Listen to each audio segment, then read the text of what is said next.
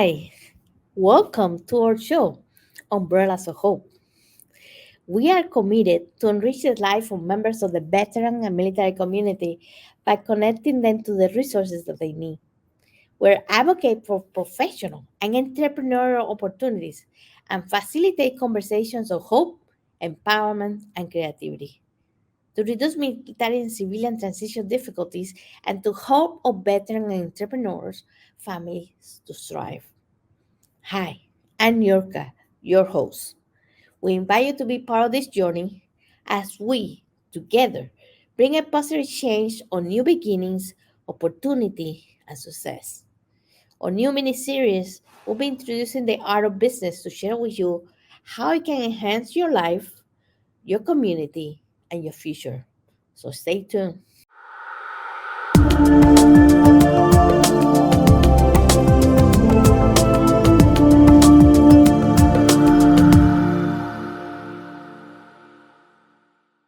Welcome, Amy Lemaire. She's an Amazon bestseller, a sales strategist, a trainer, and a speaker. She will be sharing with us what is the sales confidence goal and how it can help you create breakthroughs in sales, confidence, personal power, and revenue growth. I can't wait. Can you? Stay tuned. That a lot of what I'm going to share with all of you is it's basic yet it's fundamental. And so what I will start out by sharing with you first of all is that the road to success is always under construction. And what I'm going to be talking about today is the following. It's first of all that the the the way we sell today versus the way that we sold in the past versus the way people are buying today versus the way they bought in the past are completely different. So when we talk about success and selling, much of what I'm going to talk to you about today is I'm going to share my story about how I moved from, let's just say, zero to a sales hero, how I define the sales confidence code. I'm also going to talk to you, secondly, about the trends that have changed in buyer behavior, how we as sellers need to respond to that. And I'm also going to talk to you about some ideas around mindset that can help you be a better sales professional, whether you're a full time sales professional, whether you're an entrepreneur, whether you are someone that maybe you own a business and you know you need to sell but you're not comfortable with it, whatever of those classes you fall into, this is the perfect session for you. So the first thing that I want to talk about is what has really changed in the environment of buying and selling over the past 10 years. So the first thing I'll share with you is, or the first trend is, the customer knows more than we do today. So in the past, when people used to buy, they would call you to ask you the questions. They would want to know about your products, your services. But today, what we know is that information is everywhere. Information is on the internet, it's on social media. I always like to ask the question, how many of you have bought something in the past 24 hours just on your smartphone through Amazon or online shopping? A lot of the times we might even look at customer reviews to make these decisions. So what this means is that the the buyer does not need us as much as they used to because they feel like they can make buying decisions on their own. So that's the first thing that's changed. The second thing that's changed is that the customer calls us later in their process. So, for instance, if somebody is looking for a sales coach or they're looking for marketing support, they're looking for something to help their business, what they are doing today is they are doing their own homework. They're doing their own research. By the time they reach out to us, whether it's on email or on social media or a phone call, by the time they contact us, they are already more than halfway through their decision-making process. So the information that they're gathering, there's some questions we want to ask ourselves. Is the information accurate? Are they getting the information from our competitor?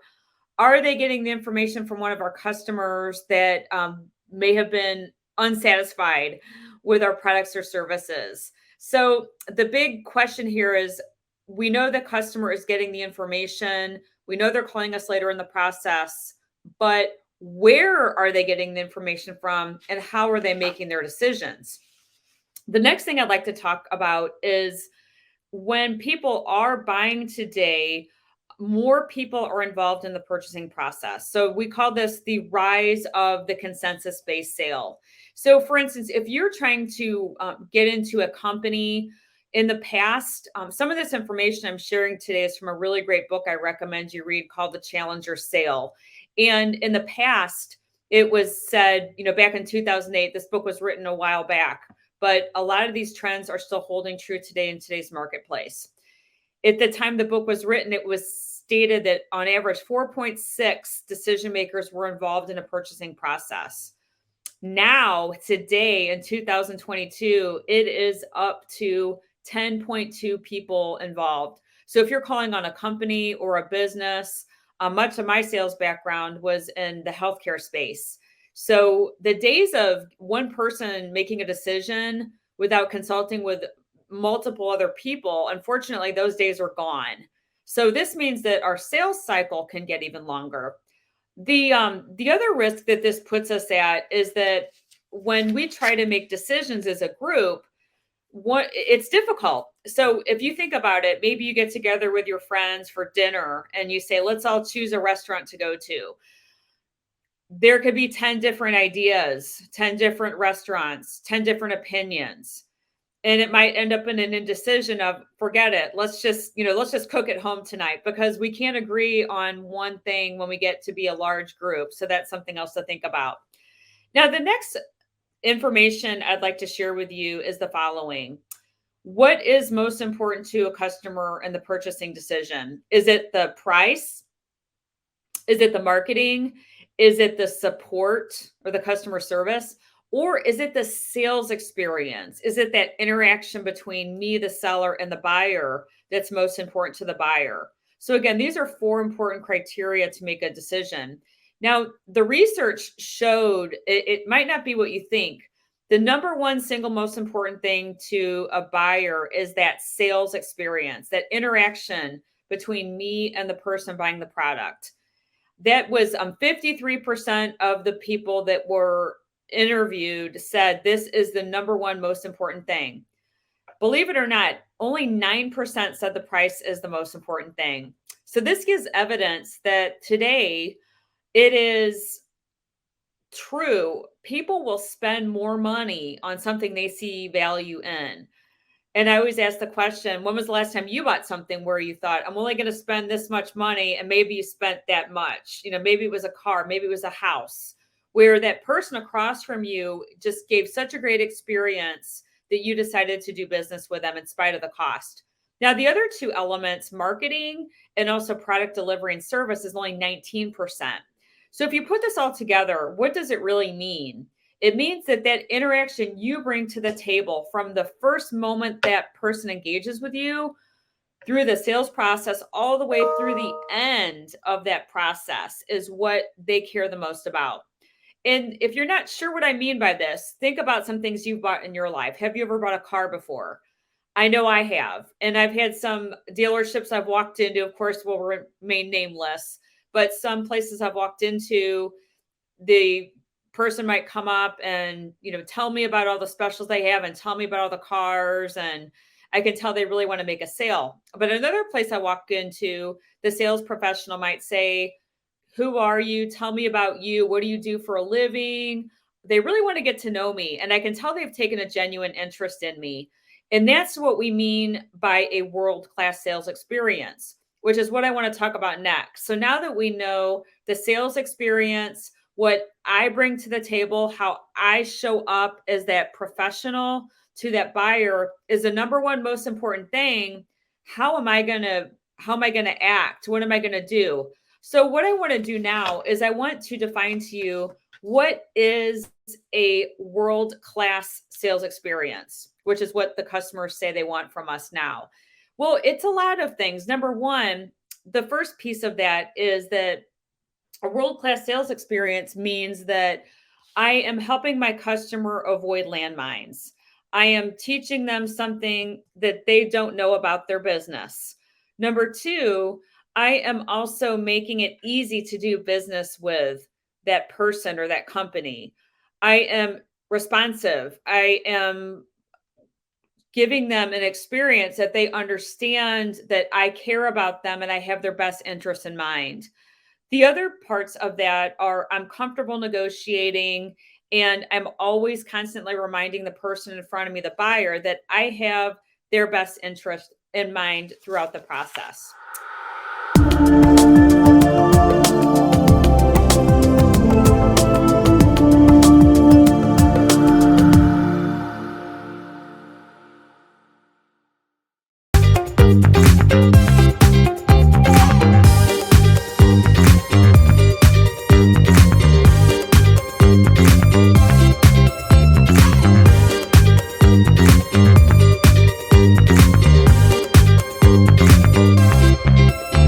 So the other thing that I'll share with you is that the world class sales experience today is the part of the process that it's an expectation now. This isn't just a nice idea. This is literally what buyers are saying they expect of us as entrepreneurs, as sales professionals. So take a moment and think to yourself, am I creating a world class experience for that person or that company or that business across from me? If I'm not, maybe this is the time I start making some of those shifts and changes. So, the next thing I want to talk about now, we've talked about what has changed in buyer behavior. How do we need to create a world class sales experience? We've talked about the fact that the number one most important thing is how we are creating an experience for that person across from us from start to finish. So, the next piece of it that I'd like to talk about is let's talk about this whole concept of sales confidence. Sales confidence really means this. It means to me, as an example, when I was in sales, and I spent over 20 plus years of sales and over 10 years in sales training, is what I do today in my business. But I once had a vice president of sales tell me, Amy, it's not the competition that we need to worry about. It's what's right between our two ears we need to worry about. So, in essence, what this really means is our sales confidence can also dictate whether we have success or whether we have failure when we are selling. So we can be our own worst enemy. It's not always that someone's got a better price or the competitor has a better product than we have, or a better service, or a better offering, or a better website. What it means is that if we don't have confidence within ourselves, that can stop a sale from happening before it even starts. So, what I want to talk about next is I want to give you some ideas about this whole concept I teach and train called sales confidence. Now, sales confidence is really an element which is referring to 6 habits that you can implement into your life. The habits of thinking that will help you be successful in selling are: number one, your self confidence, your self esteem, your self worth. How do you really feel about yourself internally? And the reason I bring this up is this is the most important factor to sales success, because if I don't feel confident within myself, I'm going to be afraid to make those prospecting calls. I might be afraid to follow up.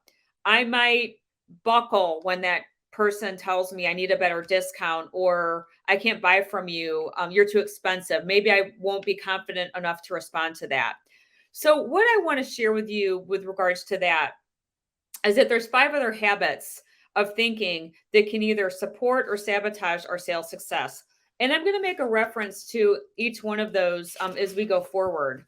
So the habits of thinking are 2 worlds: the inner world, which is, again, I just mentioned, my self-confidence. It's also about my goal setting, my dream creation. Am I setting goals that I'm excited about? Am I setting goals that inspire me? Am I setting goals that bring out the best version of myself? And then the last part of that is my life happiness or my joy in the journey. Am I excited about what I'm doing? Do I feel like my life has meaning and purpose? Do I feel like the products and services I'm representing bring meaning and purpose to my life? And then the other 3 habits we have are the outer world, which is Do I do well connecting with people? Am I good at building rapport and trust? Am I enjoying the work I'm doing? Do I love the work I do and do the work I love? And then the last is structure and self discipline. Structure and self discipline is critical because without structure and self discipline, again, we might back away from making the phone calls. We might back away from reaching out to people that we've not talked to before. And we also might not have that process of consistently following up and following through on our sales opportunities. So, with that being said, I want to share with you 5 quick tips before I wrap it up and go into Q&A about how can you immediately accelerate your sales confidence right now. So, there are 5 ways that we can kill our self-confidence. And if you want to jot these down in your notes, I'll say them slowly and then I'll explain what these are. The first one is expectations. Expectations means my life or my success looks like this, but I really think it should look like that instead. It's when we have a habit of really being hard on ourselves and not fully appreciating our efforts or being grateful for the efforts we're making. Instead, we have this constant habit of just having really heavy negative self talk. So, the remedy to that is gratitude and appreciation. Maybe you can think about 3 things that make you better, unique, or different than other people who are selling something similar, offering something in the space that you're in. The next thing we want to consider is comparison. Comparison is when I have a tendency to look at the best version of somebody else and compare it to the worst version of myself. I remember all the years I was in sales, and there would be a ranking each month of who is the top sales performers and who were the lowest sales performers. And I often found that I would beat myself up if I was not at the top. And I started a habit, which I invite you to do, is think of 3 qualities that make you unique, better, and different than everybody else, whether it's somebody on your sales team or maybe it's a competitor selling the same product or service in your space. What makes you different? And when I used to think about this, I thought I'm positive, I'm enthusiastic, I'm passionate about what I do. I know I will always bring more value to my customers than they expect of me. And I have the woo factor. Woo means not woo woo like self development, it means winning others over, which means I have an ability to help people see the holes in the floor that they're missing. And I also have an ability to help them see beyond it to solutions. So the third is damaged trust. Damaged trust or trauma. We sometimes look at events from the past. Maybe it was something yesterday. Maybe someone didn't treat you well. Maybe it was something that happened a long time ago in your life where you continuously replay a memory that is sabotaging to yourself.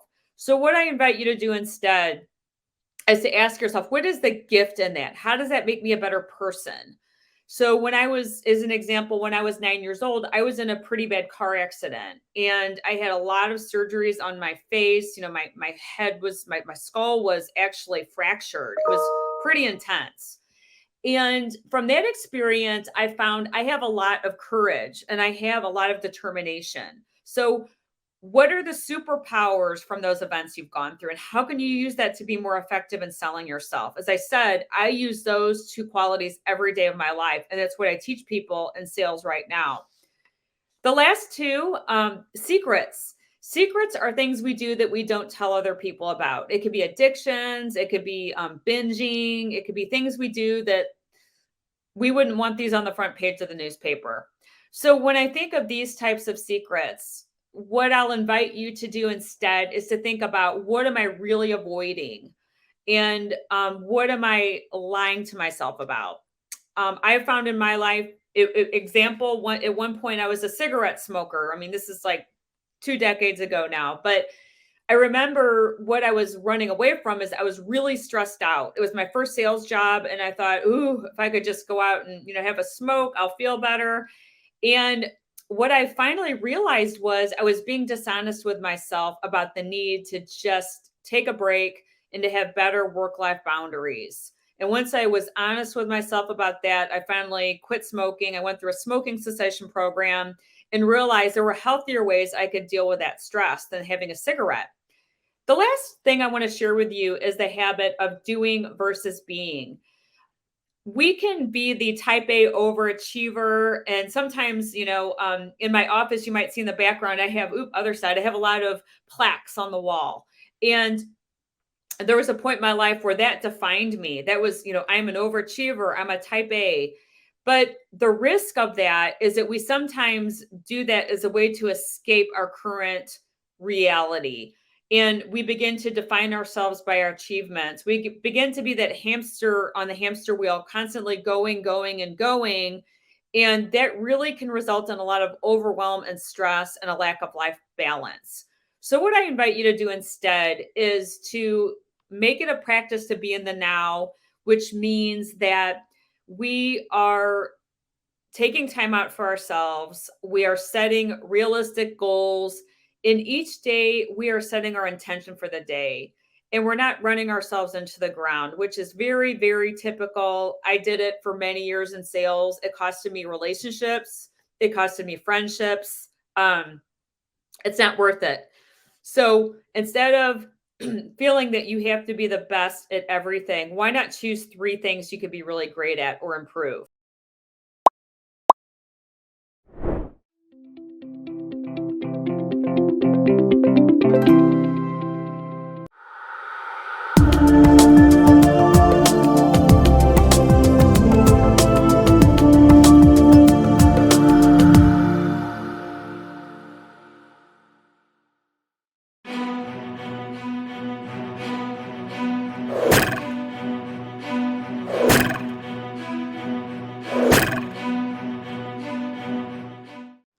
Hello, amazing viewers. Your support is invaluable. Your like, shares, and engagement have channeled into a vibrant community, and we're deeply grateful. Thank you. If you have been enjoying our content and want to see more, there's a simple way to support us. Hit that big red subscribe button below this video.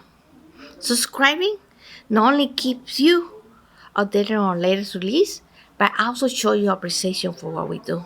And some exciting news. Our next promo, it reveals fantastic products we have crafted with you in mind. From exclusive merchandise to cutting edge tools, we got it all. By purchasing a product, you become a part of our mission to deliver valuable content and take this community to new heights. Every purchase helps us invest in better equipment, expand our team, and explore new possibilities. These products are just things that you own. They are a symbol of your support and love for what we do. So stay tuned for the next video. Check the links below and grab what catches your eyes. Let's embark on this journey together. Thank you for inspiring us. You turn this channel into a community, not just a platform. Hi, I'm Nyorka. Thank you for watching my content. Ask yourself, how do you show up every day?